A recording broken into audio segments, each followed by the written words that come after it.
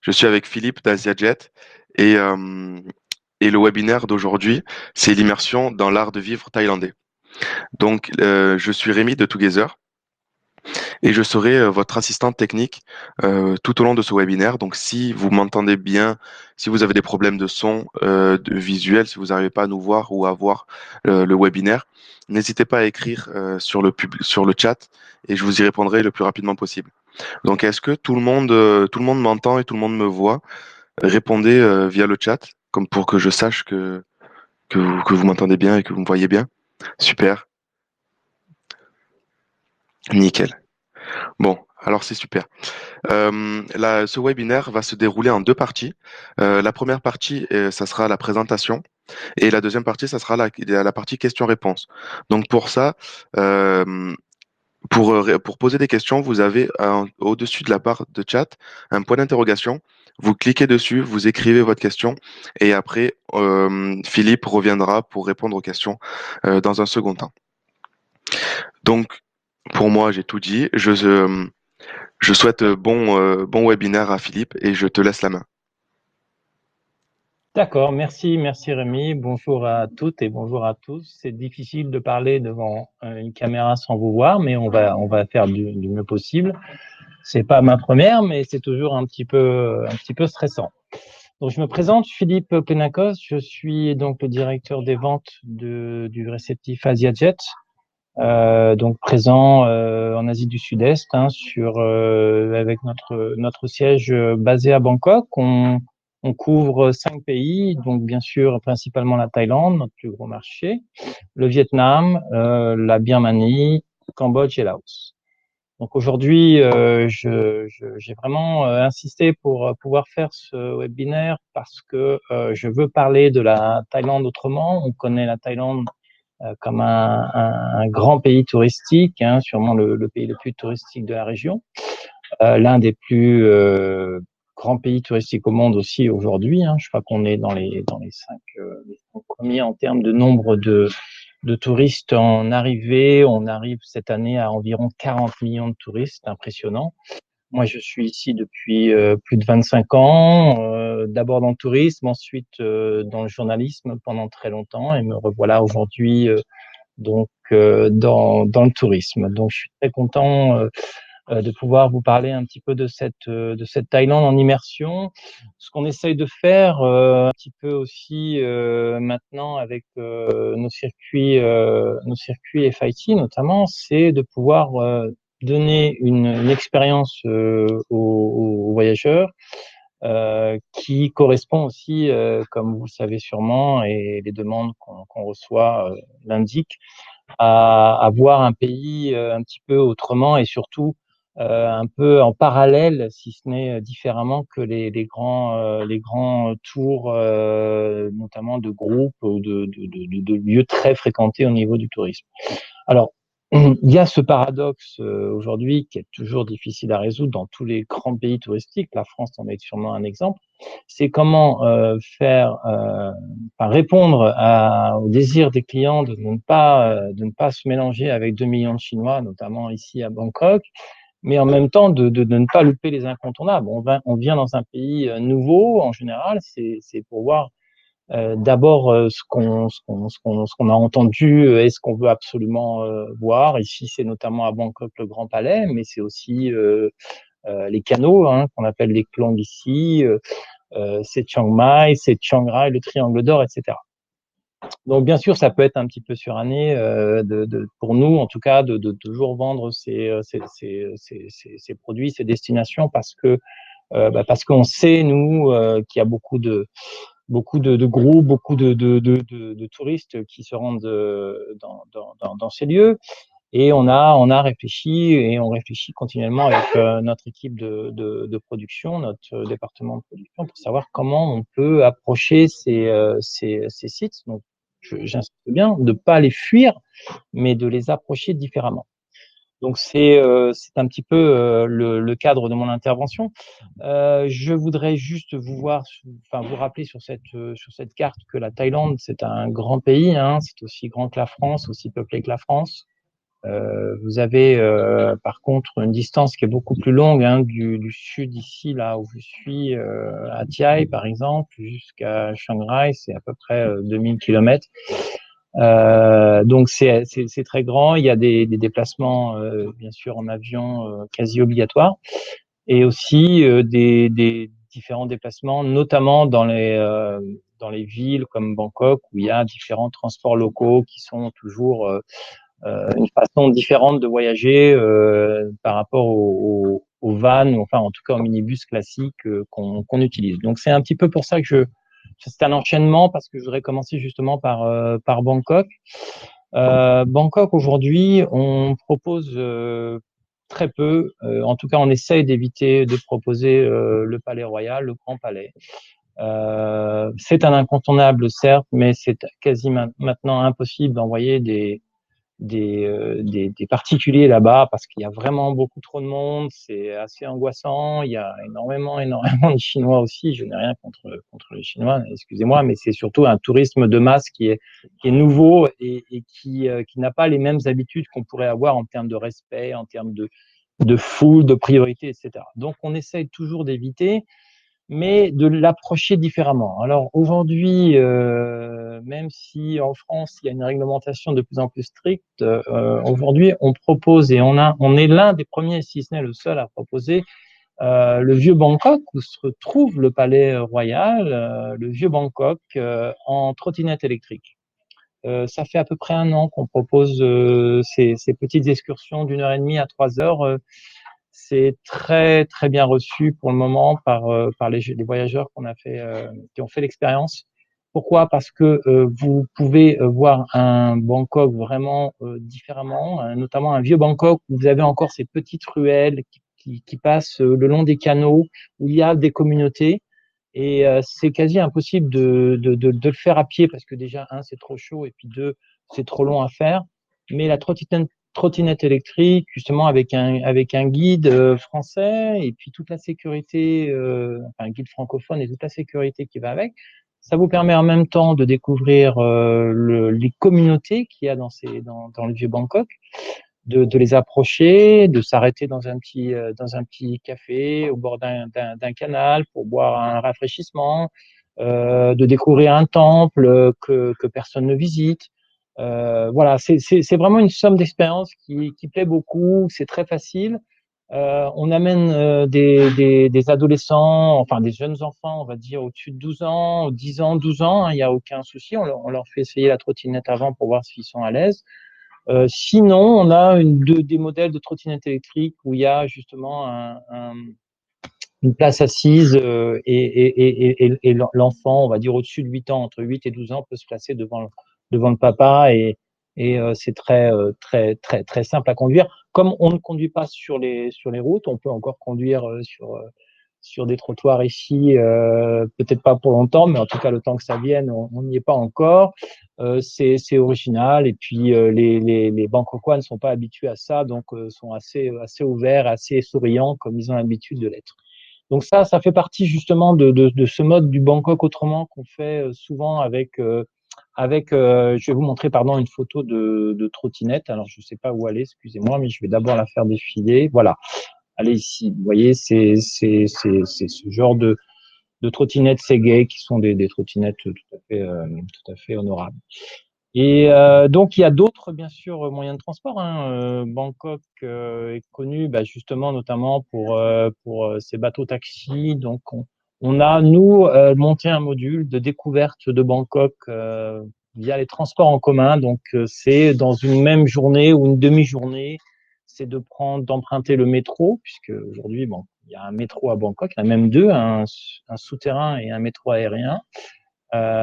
Donc ça nous permet notamment d'aller d'un point à un autre pour visiter un monument historique ou un temple, de prendre le bateau taxi et de remonter un canal avec notamment tous les gens, parce que c'est un moyen de transport pour aller travailler, de prendre bien sûr les bateaux privés, donc les barques à moteur pour aller visiter les Klong, ça c'est quelque chose de classique, mais alors vraiment incontournable puisque vous êtes pas mélangé à d'autres personnes, ce sont des bateaux privés et ça vous permet d'aller un petit peu visiter les communautés. Il y en a pas des dizaines et des dizaines qui font la queue. Ça, c'est quand même quelque chose d'intéressant et qui plaît toujours, hein. C'est une valeur sûre, comme on dit. Ensuite, on part ensuite, je fais pas de transition parce que je sais que j'ai pas non plus beaucoup de temps et puis je veux pas que Rémi me rappelle tout le temps que je dois me dépêcher. Mais dans l'immersion, voilà, je vais prendre un petit peu au hasard, mais là, je vous transporte à Chiang Mai, chez la famille Prapat. Alors voilà, la famille Prapat avec donc les anciens et puis le fils qui cultive un grand jardin au bord d'un canal aussi, dans une petite propriété en plein Chiang Mai, où il y a beaucoup de végétation et où ils font pousser beaucoup de plantes et de légumes. Et donc cette immersion qu'on propose, c'est voilà, vous arrivez bien sûr toujours par le train parce que c'est quand même l'expérience très originale à faire. Le train de nuit couchette depuis Bangkok ou Ayutthaya jusqu'à Chiang Mai qui arrive le matin. C'est une expérience originale parce que il y a un vrai contact avec la population thaïlandaise dans le train et puis les Thaïlandais sont toujours assez sympas et assez souriants. Donc il y a une vraie communication, même si on parle trois mots ou d'anglais, ça suffit pour faire rire tout le monde. Donc c'est toujours une expérience très sympathique. Cette famille qui est donc établie depuis tout le temps, hein, a une maison de style Lana, qui est en fait l'ancien royaume du nord de la Thaïlande. Et ils cultivent donc leurs légumes, leurs plantes, et puis ensuite ils font le tour du jardin avec les touristes, leur expliquent un petit peu l'origine des plantes, la façon dont elles poussent, et surtout l'utilisation de ces plantes. Et puis ensuite ils vont ensemble à la maison, donc dans le même domaine, ils vont préparer le repas avec ce qu'ils ont cueilli notamment.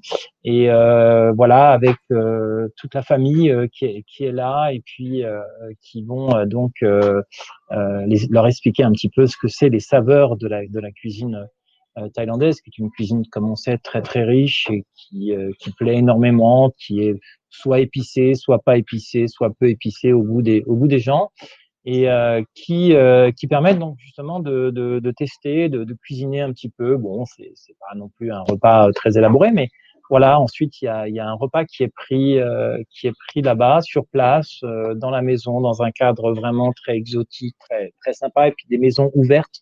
Vous voyez derrière la dame là, il y a donc le style du Nord et le style Lana. Ce sont des maisons sur pilotis, notamment avec du bois, du vieux bois en teck. L'habitation principale est au-dessus, et puis ici en fait une espèce de salle à manger ouverte où on vient se rafraîchir pendant la journée ou faire la sieste, voire manger bien sûr parce il fait plus frais, il y a une circulation d'air qui est plus agréable.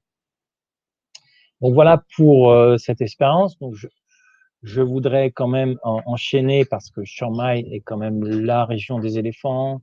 On connaît ce qu'on appelle nous ici le elephant bashing, où il est aujourd'hui impossible de dire à un touriste qu'il va monter sur un dos d'éléphant. C'est quelque chose qui est acquis. On va pas revenir sur les raisons et les principes. Mais aujourd'hui, l'industrie, on va dire, s'est adaptée. Des sanctuaires d'éléphants, notamment qui recueillent des éléphants blessés pour différentes raisons, non pas spécialement pour maltraitance, mais des éléphants par exemple qui ne travaillent plus dans les forêts ou qui ne travaillent plus dans des centres où on les montrait aux touristes, etc. Ils viennent dans ces espèces de sanctuaires en semi-liberté.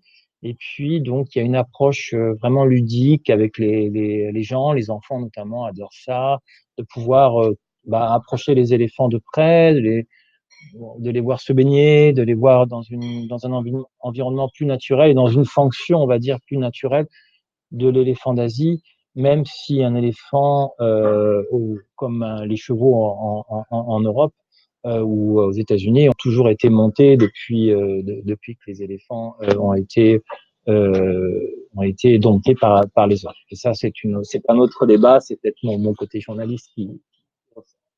Donc voilà pour un petit peu cette immersion. Donc il faut remonter ensuite. Aujourd'hui, je vais vous montrer aussi ce qu'on vend beaucoup et ce qui est vraiment aujourd'hui la partie. Ah, j'ai fait des points verts. Oui, je vais me faire gronder par Rémi.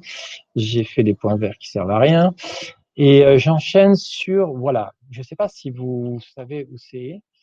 Je vais vous montrer deux photos qui sont en fait deux endroits complètement différents. Donc, je vais revenir sur cette première photo qui est Kanchanaburi. Vous avez sûrement reconnu le Float House, qui est un hôtel donc flottant, euh, voilà, où où on emmène les voyageurs, une vraie expérience au milieu de nulle part, comme vous pouvez voir. Donc ça, c'est un hôtel plutôt luxe, donc pour des budgets un peu plus importants. Mais il y a il y a le même chose vraiment sans confort et sans l'électricité, où les gens arrivent par bateau, ils arrivent par bateau à l'hôtel, ils passent une nuit.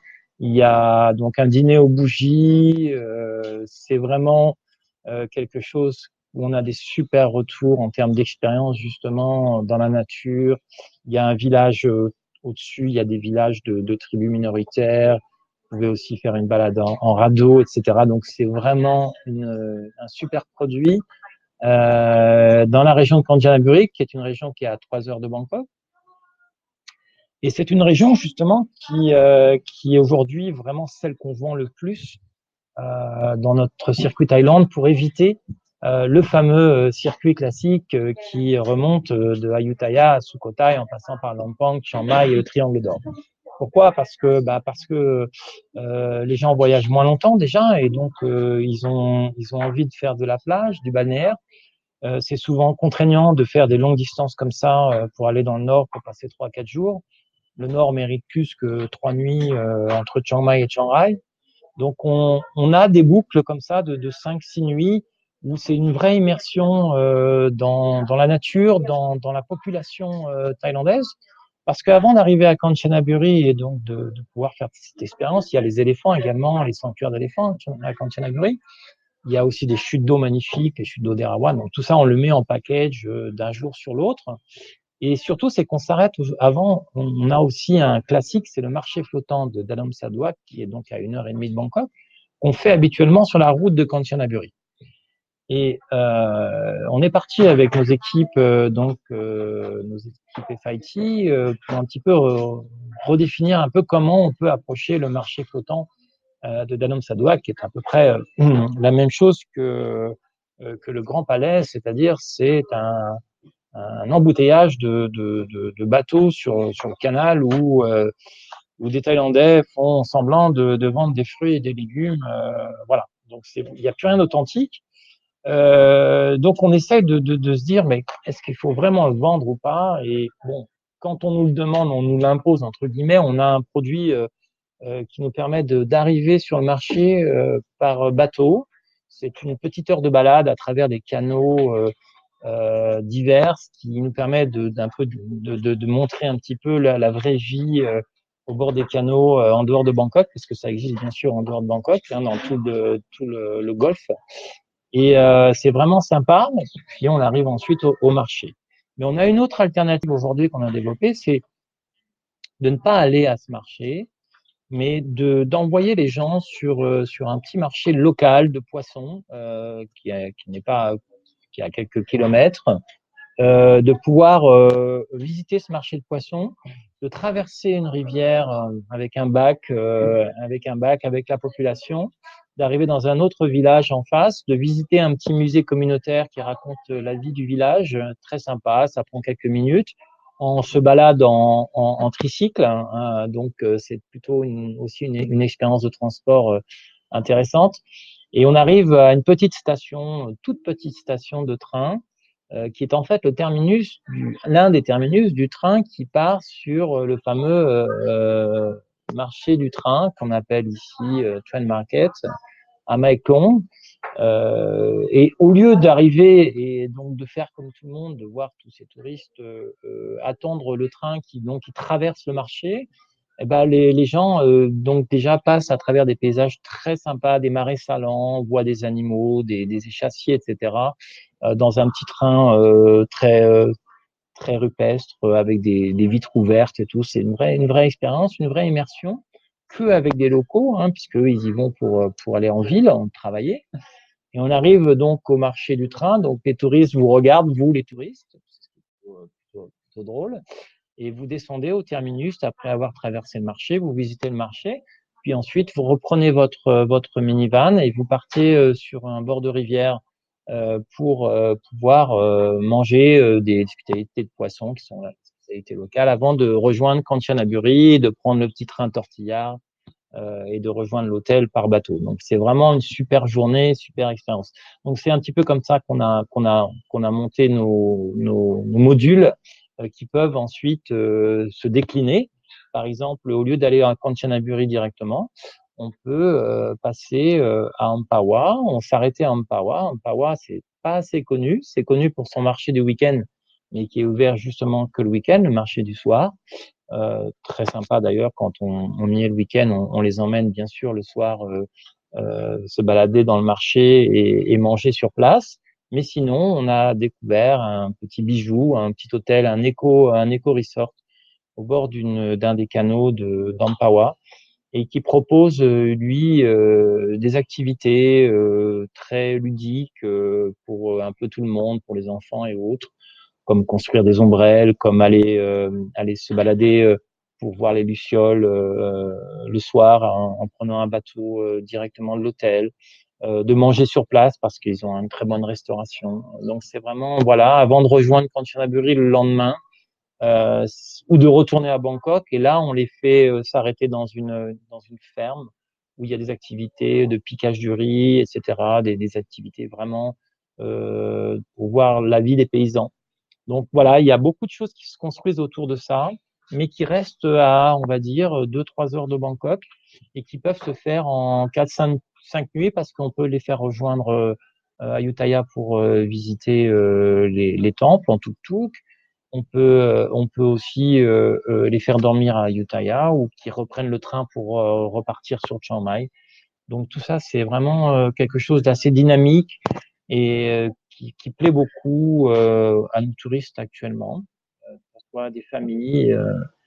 C'est un pays extraordinaire pour les familles, la Thaïlande, ça on n'en doute pas, notamment avec les plages du sud, mais c'est aussi un pays extraordinaire pour tout le monde, que ce soit pour des petits groupes ou pour des couples.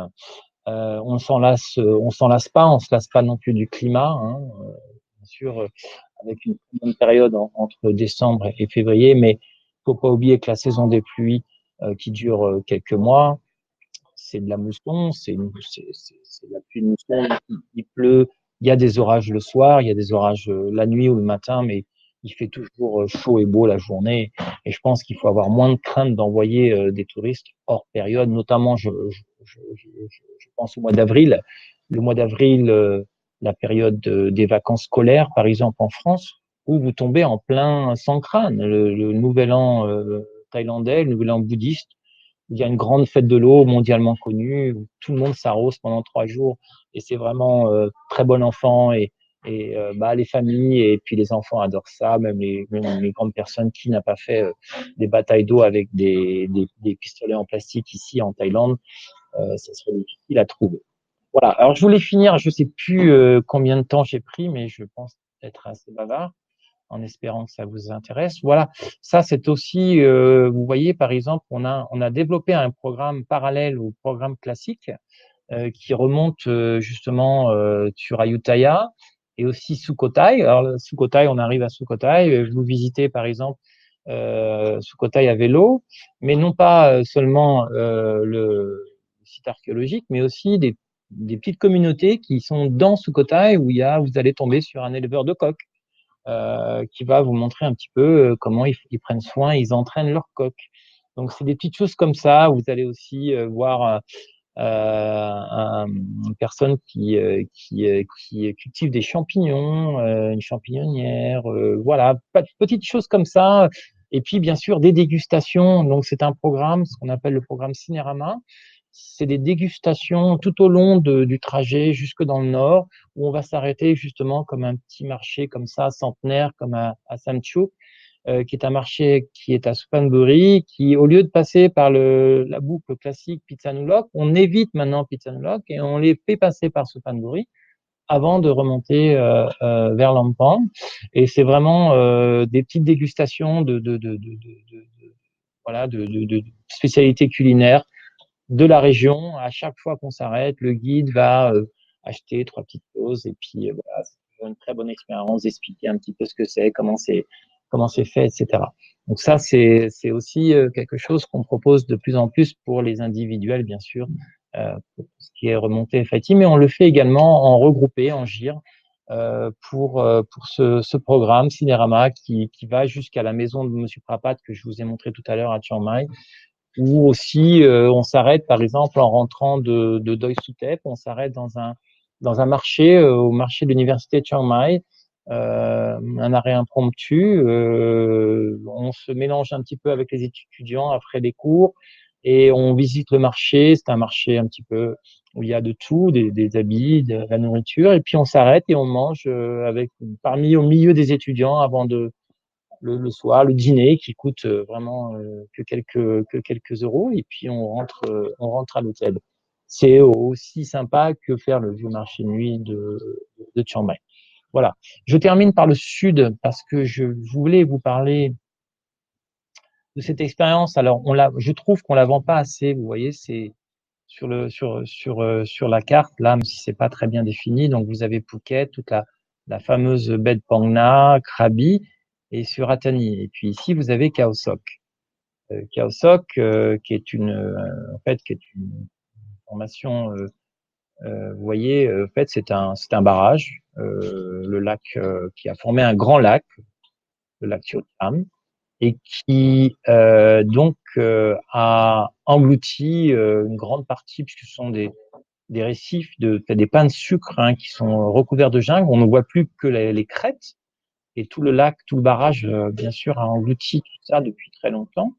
Et on a donc ces fameux hôtels flottants sur Khao Soi, pardon, excusez-moi, qui sont une vraie expérience aussi en termes de nature et de découverte, parce que c'est absolument magnifique. C'est un endroit, probablement l'un des plus beaux endroits du pays, on voit pas assez de touristes parce qu'il y a un confort qui est tout à fait relatif. Et lorsqu'il y a un peu de confort sur le lac, c'est assez cher. Mais c'est une super expérience. Ils ont des canoës et kayaks qui sont à disposition de tout le monde. Et puis, on va se balader dans le lac, on peut se baigner. C'est une eau très propre. On va visiter les grottes, on va visiter vraiment les alentours. C'est vraiment une super expérience qui dure une nuit, 2 jours. Et c'est ça aussi l'immersion à la thaïlandaise. Voilà, je crois que j'ai fait rapidement le tour, mais j'espère que ça vous a intéressé. Donc, j'attends avec impatience toutes vos questions. Et moi, si je vous ai pas regardé les yeux dans les yeux, mais c'est pas évident. Surtout que ma caméra est au-dessus de l'ordinateur. Rémi, j'y suis là au niveau du temps Bon, c'est bien, c'est qu'il n'y a personne qui me répond. Ok, merci.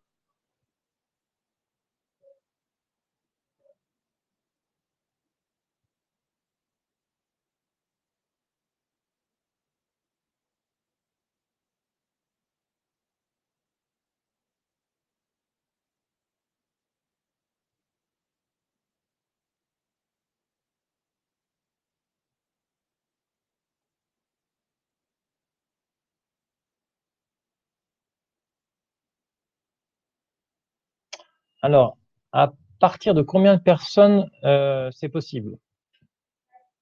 À partir de une personne, tout est possible. On a vraiment tout. Enfin, je veux dire, on peut faire partir n'importe quel nombre de personnes. Il n'y a aucun souci sur toutes les destinations et tout ce que je vous ai montré. Alors, vous pouvez trouver, oui, où peut-on trouver ces infos, ces idées de voyage?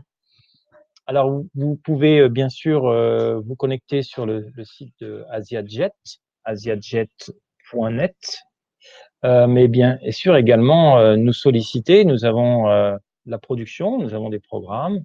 On se fera un plaisir de vous envoyer nos modules et nos programmes pour que vous ayez vraiment une idée très précise de ce qu'on fait. La capacité de chambre à l'Eco-Resort d'Empower, en termes de capacité de chambre, il y en a à peu près une trentaine, je crois.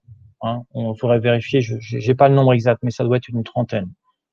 Vous avez parlé du Cinérama de Bangkok à Chiang Mai. Est-ce pour les individus ou les groupes? Alors, au départ, ça a été fait pour les GIR, mais bien sûr, on les vend en indiv également. Donc, on prend le même programme et puis on le cote en indiv.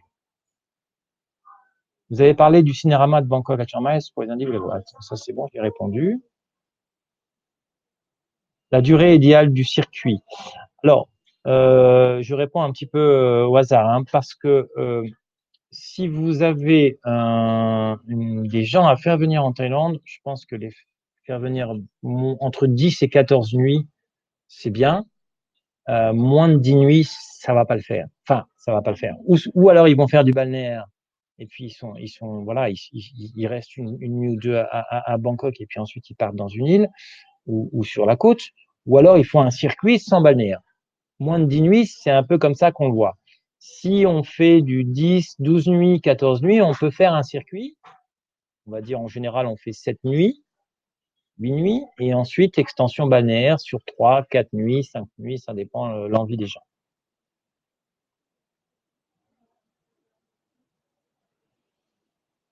Les départs garantis. Oui, on a 800 départs garantis par an. Donc sur nos 5 destinations avec des combinés également. Et on en a, je crois, 100 à 200, enfin presque 200, je crois, rien que sur la Thaïlande par an.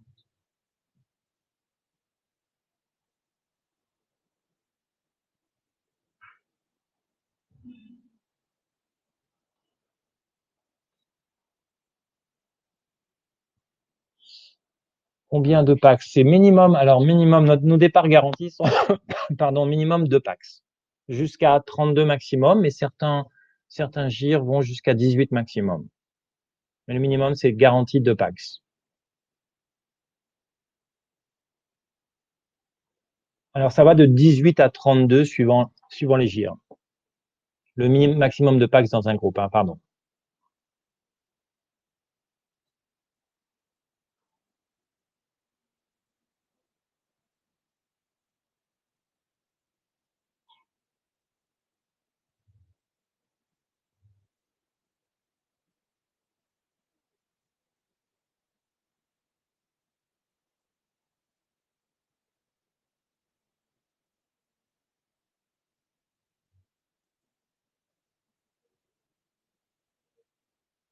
Alors proposez-vous des nuitées chez l'habitant?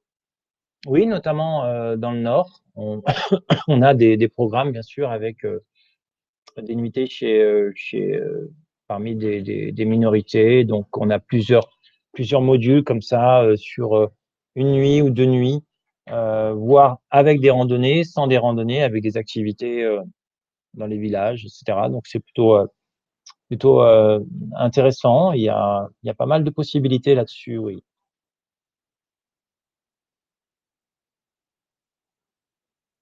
Le marché de Danone Sadoak est celui que vous avez indiqué être très touristique et moins intéressant. Oui, je précise tout à fait que c'est vraiment le marché le plus touristique du pays et sûrement le moins intéressant.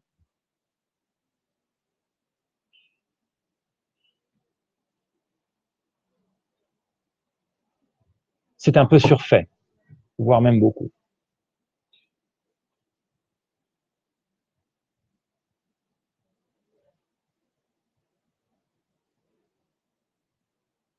Oui, alors il y a d'autres marchés flottants. Y a-t-il d'autres marchés flottants? Oui, il y en a. Donc je vous ai évoqué celui d'Empawa, mais il y en a aussi quelques-uns à Bangkok. Il y en a même un autre à côté d'Empawa. Alors la seule chose, c'est que la plupart de ces marchés flottants fonctionnent seulement le week-end.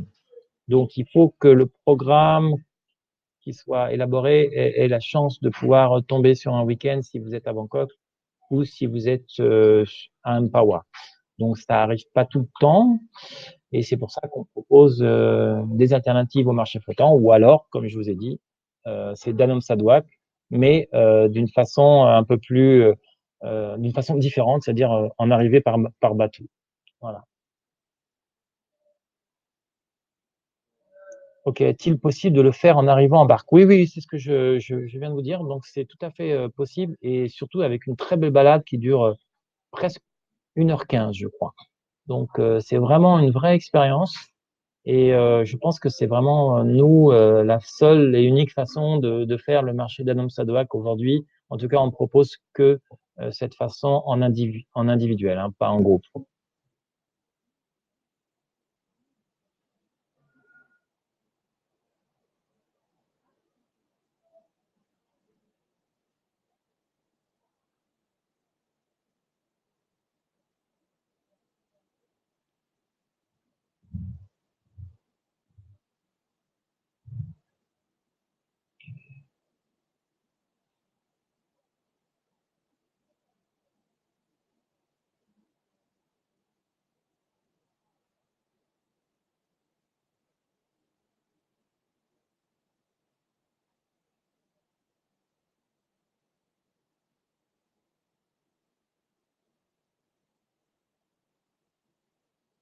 Ah, si, si, pour les individuels, on utilise les transports en commun, donc ils ne sont pas accompagnés lors du circuit. Alors si, au contraire.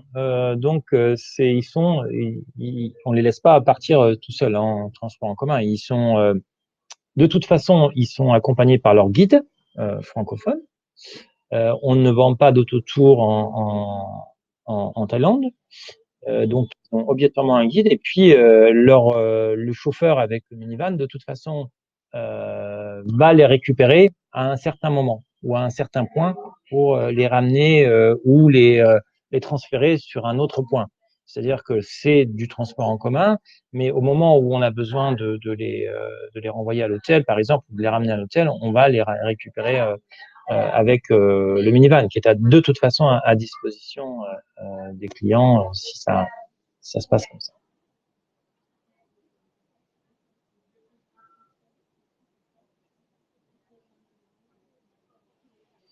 Quels sont les lieux de balnéaire que vous nous conseillez, Wahin? D'autres stations à côté peuvent-elles être mises en avant? Alors oui, donc si on parle donc de la côte est, qui est donc une côte qui nous permet de pouvoir les transférer les voyageurs de Bangkok à la plage. Il y a donc sur le golfe, hein, le golfe de Thaïlande, à peu près à 3 heures maximum du côté sud. Donc vous avez Hua Hin, c'est la station incontournable pour un séjour plage en fin de circuit, sans prendre l'avion, hein, j'entends bien. Mais vous avez aujourd'hui, à 20 kilomètres, un peu plus loin de Hua Hin, une autre station et un bord d'un parc national marin qui s'appelle Sam Royot, les 300 collines, qu'on vend de plus en plus parce que c'est un endroit beaucoup moins fréquenté et avec des paysages extraordinaires, des plages désertes et une hôtellerie notamment qui permet d'avoir un peu tous les styles et notamment un hôtel que je recommande beaucoup où tous les expatriés, les familles expatriées vont avec des facilités pour les enfants, des activités pour les enfants, etc. Il y a très peu d'hôtels clubs en tout cas sur la côte est. Et c'est vraiment, sans être un club, c'est vraiment un endroit que toutes les familles de la région adorent pour venir justement à la plage. Ensuite, de l'autre côté, vers le Cambodge, vous avez bien sûr l'île de Koh Samet, bon, qu'on connaît, c'est un peu l'extension, on va dire, classique quand on veut une île paradisiaque le plus près possible de Bangkok, mais pendant la haute saison, c'est difficile d'avoir des allocations. Et puis, ça reste une petite île où il n'y a pas grand-chose à faire, si ce n'est du balnéaire et un peu de snorkeling. Ensuite, vous avez un peu plus loin, donc là, c'est un transfert ou par avion qui dure une demi-heure, qui est Koh Chang, qui est à la frontière du Cambodge, donc côté est, et qui permet d'avoir une vraie expérience d'île avec des très beaux hôtels de toutes catégories, des excursions en mer avec de la plongée, etc. Et puis une île extraordinaire, Cocout, qui est un peu plus loin aussi. Alors la problématique, c'est le transfert, c'est-à-dire vous avez de l'avion qui est relativement cher pour faire donc Bangkok-Trat et ensuite la connexion avec l'île. Mais sinon, c'est aussi un transfert par la route. C'est 5 heures de route directe avant de prendre le bateau, où il y a à peu près 1 heure de bateau. Voilà pour le côté proximité Bangkok.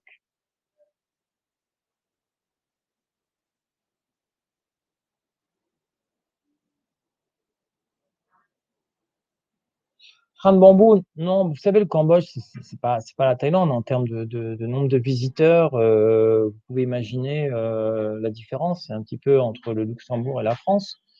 Donc, je pense que même le train de bambou, même si ça peut être un peu suranné ou un peu surfait aussi, mais non, il faut le proposer. Ça reste le Cambodge de toute façon est une expérience en lui-même. Il faut bien sûr éviter Sihanoukville. Vous savez peut-être tous que Sihanoukville est un peu entre les mains des casinos chinois et c'est devenu une ville en construction, une ville qui est en train de se développer. Il y a encore les îles qui sont tout à fait intéressantes en extension plage, mais à éviter sinon Sihanoukville. Sinon le reste du Cambodge, Siem Reap, encore, c'est extraordinaire. Ça reste extraordinaire.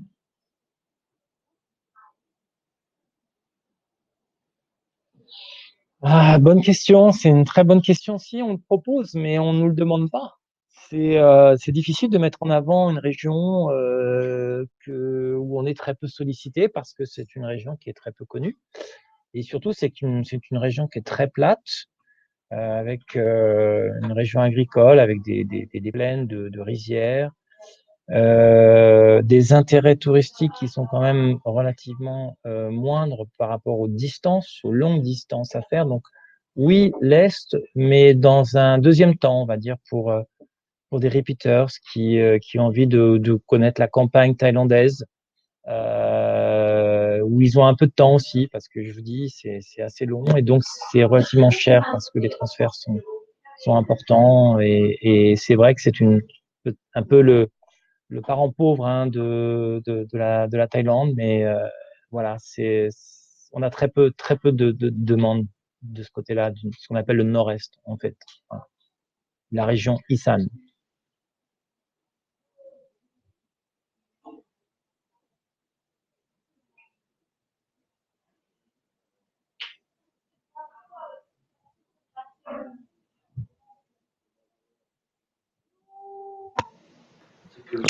Est-ce qu'il y a encore des questions? Laura, je vois que tu es en train d'écrire. Non, super. Du coup, merci à vous pour avoir pris sur votre temps de travail et merci à Philippe pour cette belle présentation. Si vous avez des questions, n'hésitez pas à venir lui parler via la plateforme de Together.